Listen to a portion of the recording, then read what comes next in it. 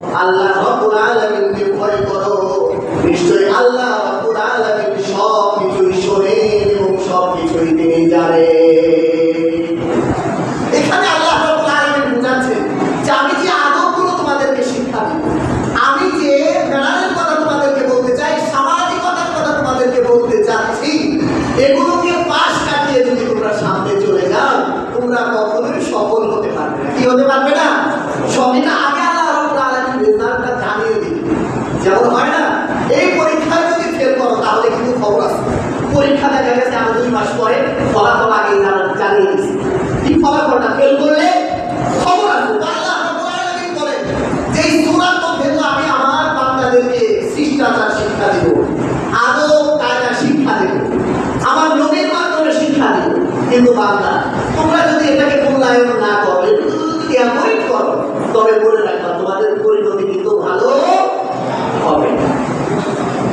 আল্লাহ রাব্বুল আলামিন বলছেন, ইয়া আইয়ুহাল্লাযীনা আমানু লা তারফাউ আসওয়াতাকুম ফাওকা সাওতিন নাবী ওয়া লা তাজহারু লাহু বিল কাওল।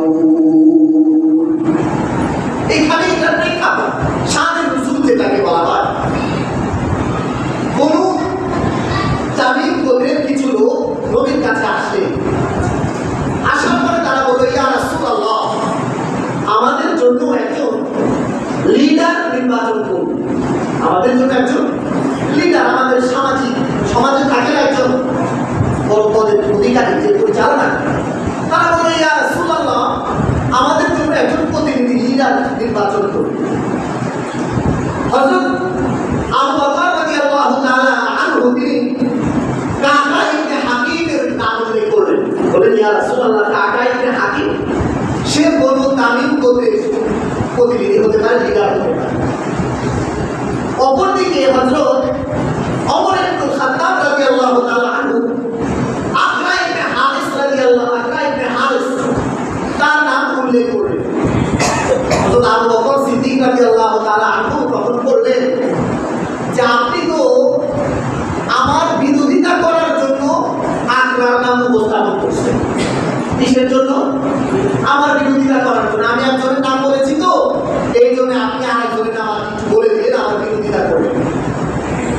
ওমর ইবনে খাত্তাব রাদিয়াল্লাহু তাআলা আনহু বললেন যে না, আপনি একজনের নাম বলেছেন, আপনার ভালো লেগেছে, আমি একজনকে ভালো লাগে আমার, এই জন্য আমি একজনের নাম বলেছি। তারা কথা যখন বলতে লাগলো, এক পর্যায়ে তাদের আওয়াজটা বড় হয়ে গেল। আওয়াজ কেমন হয়ে গেল? হয় না এমন কয়েকজন কথা বলতে বলতে আওয়াজটাও করে উঠে যায়?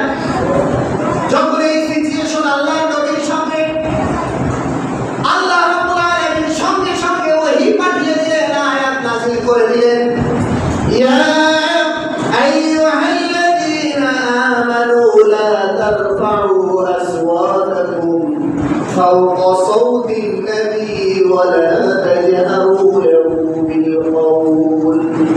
আল্লাহ রাব্বুল আলামিন এইভাবে বললেন না, ও বকর, ও ওমর, শোনো।